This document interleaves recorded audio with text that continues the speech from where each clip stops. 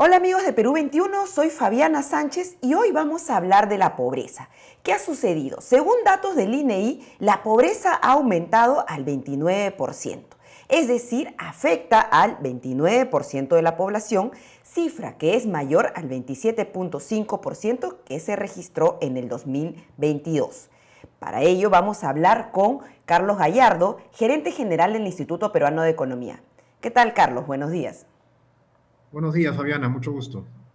El gusto también es mío. Carlos, ¿qué sucedió en el 2023 para que la pobreza se haya elevado?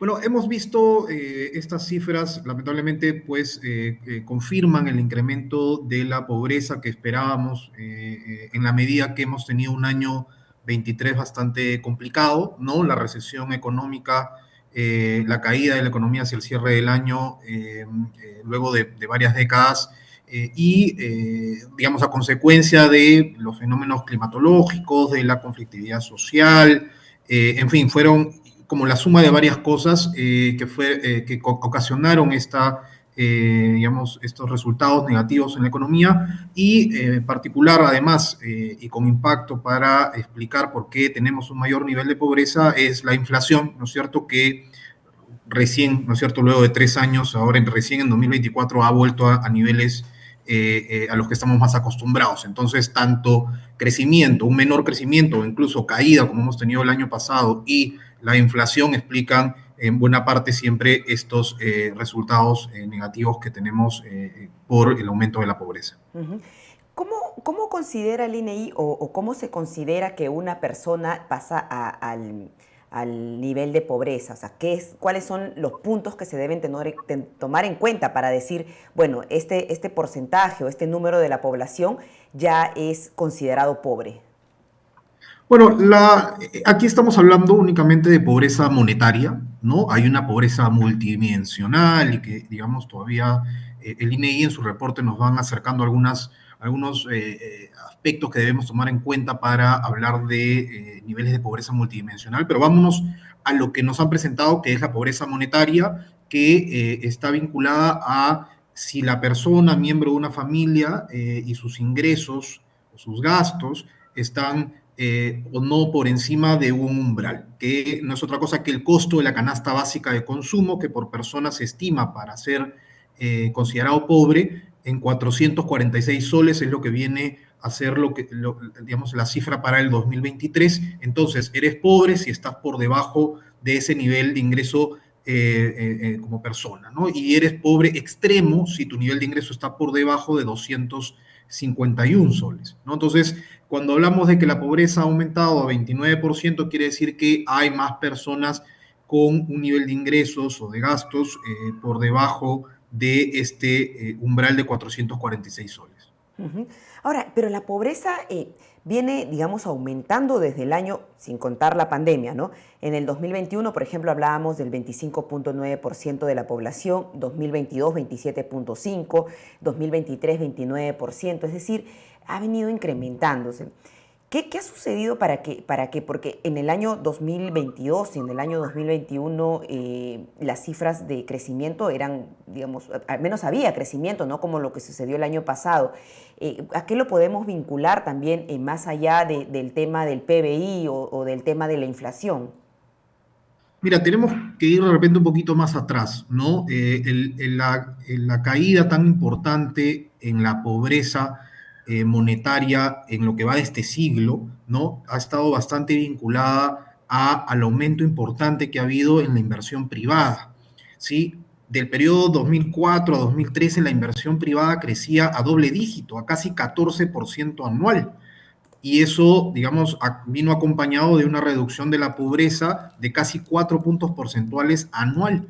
Desde 2014 en adelante, más bien la inversión privada ha ido creciendo tan solo a 1%, y eso explica desde el punto de vista del Instituto Peruano de Economía cómo es que fue primero ralentizando el ritmo al cual venía decreciendo la pobreza. Si lo vamos un poquito más atrás a las discusiones del 18, 19, 20, antes de la pandemia, hablábamos de cómo ya se había ralentizado, incluso un año donde ya no hubo caída, ¿no? Pero cada vez decrecía la pobreza a un menor ritmo, ¿no? Entonces, incluso ya después, como has mencionado, la pobreza ha aumentado, ¿no? Entonces, para poder reducir pobreza en serio, retomar la senda de caída de la pobreza que teníamos antes, necesitamos inversión privada creciendo a doble dígito, y para eso va a ser muy, muy clave, pues, el entorno favorable para eso, que difícilmente está, pues, en la conflictividad o la crisis política y la conflictividad en la que estamos, digamos, ya inmersos hace buenos años. Entonces, ¿no ves factible que, digamos, se pueda reducir a niveles pre-pandemia pronto la pobreza, tomando en cuenta que la inversión privada para este y para los siguientes años crecería a cifras muy bajas, ¿no? Creo que no se espera ni un crecimiento del 5%, al menos para este año, y el año pasado registramos una caída, y no se ven grandes proyectos. ¿No habría entonces una reducción de la pobreza considerable en los próximos años? Mira, el IPE estima que este año el PBI va a crecer 2,4%. El MEF acaba de ajustar su cifra de 3 a 3,1% para este año, y cuando ve hacia el 2027 dice vamos a crecer en promedio 3% cada año. Está bien, crecer siempre va a ser mejor, ¿no es cierto?, que tener las caídas o la recesión que tuvimos el año pasado, pero con 3% nos vamos a tardar entre 20 y 30 años recuperar los niveles de pobreza que teníamos en el 2019, ¿no? O sea, para poder retomar la senda de crecimiento, de caída de la pobreza a ritmos de los que te venía hablando, necesitamos crecer por encima del 4%, para poder hacerlo en un periodo de tiempo más corto, ¿no? Y entonces, nada, por ejemplo, tenemos cifras o vientos muy favorables en cuanto al precio de los minerales, y eso va a impulsar el crecimiento casi de manera inercial, ¿no es cierto? Y entonces de repente podemos incluso terminar el año mejor que ese 3%, ¿no? Si es que estas cifras nos siguen acompañando, pero como ves, algo que depende mucho de lo que ocurra afuera, no tanto de lo que estamos haciendo adentro para poder reducir la pobreza como lo hacíamos hace algunos años, como te comentaba, ¿no? La caída más importante en pobreza ocurrió entre el 2004 y el 2013, a ritmos de 4% anual. Para recuperar eso necesitamos inversión privada creciendo doble dígito, y eso solo lo vamos a obtener, pues, en la medida que podamos crear un entorno favorable que nos lleve a crecer a su vez a tasas de PBI creciendo a tasas de 4% por lo menos, o incluso 6%, que es lo que crecíamos en ese periodo, ¿no? Entonces necesitamos retomar esa senda. Ahora, y medidas como por ejemplo el retiro de la AFP, la liberación del 100% de la CTS, ¿no han tenido ningún impacto? Porque se supone que esto iba a ayudar a la gente a poder tener recursos para sobrellevar las crisis, la pandemia, los conflictos sociales, y todo lo que se vino en los últimos 2 o 3 años. Pero al final, cuando uno ve el reflejo en las cifras de pobreza, sigue creciendo. Entonces, no ha tenido ningún impacto, y entonces no tendría ningún impacto tampoco ahora que ya se permite ambas cosas. Eso es parte un poco de cómo nos terminan, si quieres, indicando, ¿no es cierto?, que estas medidas de retiro de AFPs, de fondos de AFP y de CTS, tiene algo que ver, o va a tener un impacto razonable en la pobreza, ¿no? O sea, tenemos que estar claros en que estos son medidas, ¿no es cierto? ¿Quiénes tienen CTS? ¿Quiénes tienen fondos de pensiones? El sector formal, ¿no? Y eso es solamente alrededor del 29 o 30%, según las cifras que también nos ha mostrado el INEGI ahora, de la población. Y luego de ese universo de formales, ¿no?, que es chiquito, ya vamos reduciendo y probablemente ahí no haya ningún pobre, ¿no? Nos vamos quedando con el grupo de los que aún tienen fondos de pensiones, ¿no? O de los que aún tienen algo de CTS. Y el IPI ha sido muy claro ahí, las estadísticas son claras. Ya antes de este séptimo retiro, tan solo ya casi 8% de las, perdón, 8 de cada 10 personas tenía tan solo menos de una OIT disponible en su AFP, y ya casi 2,3 millones de personas no tenían nada en sus fondos de AFP. Y algo similar ocurre en la CTS, ¿no? O sea, ya 9 de cada 10 personas tienen menos de una canasta básica familiar, que es de 1.200, que es multiplicar el 50 que hablábamos hace un rato por 4, Ujú. o por 3, perdón, tiene esa... tiene esa cantidad de fondos, ¿no? O sea, tiene menos de 1.250 soles en su CTS. Entonces, es muy pequeño, ¿no? Cuando nos dicen que esas medidas van a impactar en ayudar a los más pobres o a los más necesitados, no es tanto así, ¿no? Entonces, si no, ¿no es cierto? De repente hubiéramos visto unas cifras distintas en estos resultados que nos han enviado hoy, ¿no? Creo que por ahí no es el camino de seguir liberando fondos y que más bien ponen en problemas o no, otros asuntos, ¿no? O sea, dejamos desprotegida a la población de sus pensiones y dejamos desprotegida a la población del desempleo, ¿no? Entonces creo que las medidas no apuntan a resolver este problema, por ahí no va. Lo que realmente va a tener un impacto en reducir la pobreza es crecimiento y crecimiento del PBI, de la inversión privada, que genera empleo, que permite mayores ingresos. Eso es lo que realmente va a resolver este problema. Lo demás es bastante superfluo. Ujú. Ahora, estas cifras de pobreza que venimos arrastrando y que cada año vemos que está creciendo, también va vinculada al gobierno que inició en el 2021, que generó cierta desconfianza, que llevó a preocuparse un poco más por, sobre todo creo que el año pasado, por la inversión pública, por programas que venían como, por ejemplo, ¿no? Con Punche Perú, que más era hablar del desembolso público que el del impulso al privado, el tema de los conflictos que se generaron. Esto también tiene que ver, o sea, el resultado finalmente también tiene una vinculación política.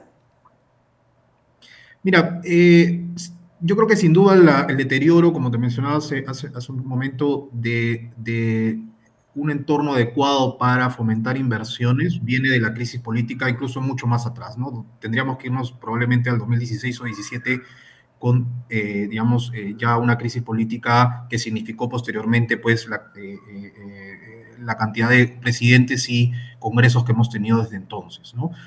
Agravada por la pandemia. Sin duda, toda esa situación se tornó mucho peor con el deterioro de la institucionalidad y de los equipos detrás de el gobierno del presidente Castillo, del expresidente, que pues es como dinamitar el Estado responsable de poder reactivar la economía, de poder cerrar brechas de salud y educación, de infraestructura que permitan que las personas puedan estar en mejores condiciones de generar sus propios ingresos y que las inversiones estén, digamos, en una condición más favorable para poder ejecutarse y poder generar el empleo que te iba comentando. Entonces, sin duda, yo creo que los problemas para esto, o que explican la ralentización en la caída de la pobreza previo a 2019, tienen que ver con la crisis política, es muy importante, y se deterioró luego por la pandemia y por este gobierno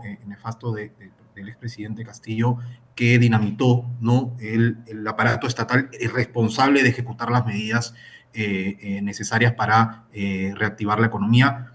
Y sin duda no ayuda a este Congreso tampoco, ¿no? O sea, la dinámica del Congreso con el Ejecutivo en el cual estamos desde entonces y ahora tampoco ayuda, porque las medidas del Congreso tampoco han ido a apuntar a reactivar la economía, sino más bien van pensando en, bueno, libero CTS, libero FP, ¿no? Establezco topes a las tasas de interés, establezco condiciones que solo comprometen el gasto fiscal del Ejecutivo y le dejan menos espacio para poder ejecutar otro tipo de medidas.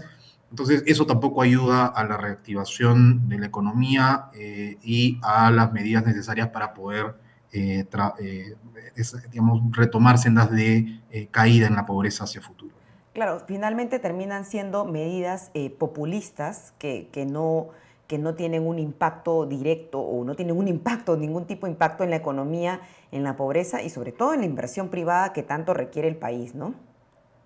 Sí, y eso es, o sea, la idea para mí es que esto viene de mucho más atrás, pero sin duda se ha ido agravando el gobierno de Castillo, el gobierno actual en el que estamos, y estas dinámicas del Congreso con el Ejecutivo en los últimos años no han sumado a estas medidas que permitan crecer. Y en el interín, ¿no? Hemos tenido vientos favorables, seguimos teniendo vientos favorables con los precios de los minerales que de repente nos hacen olvidarnos un poquito de que no estamos haciendo nada para retomar desde, digamos, por acciones propias, un crecimiento más importante que permita reducir mejor, mayor la pobreza, ¿no? Entonces, es como inorgánico, ¿no? Es como muy inercial este crecimiento si es que no tomamos medidas que permitan asegurar la reactivación económica, no vamos a ver esta caída en la pobreza tan inmediatamente. Bien, Carlos, muchísimas gracias por tu intervención y tu análisis sobre lo que está sucediendo con el tema de la pobreza en nuestro país. Cualquier momento seguramente te volveremos a contactar para otro tipo de análisis que se requieran en materia económica. Muchas gracias. Hasta Conversamos luego. entonces. Encantado. Hasta luego. Bien amigos, fue Carlos Gallardo, gerente general del Instituto Peruano de Economía, hablando sobre la pobreza y el incremento de las cifras que están preocupando al país. No se olvide de seguirnos en nuestras redes sociales y en nuestra página web www.peru21.p. Hasta luego.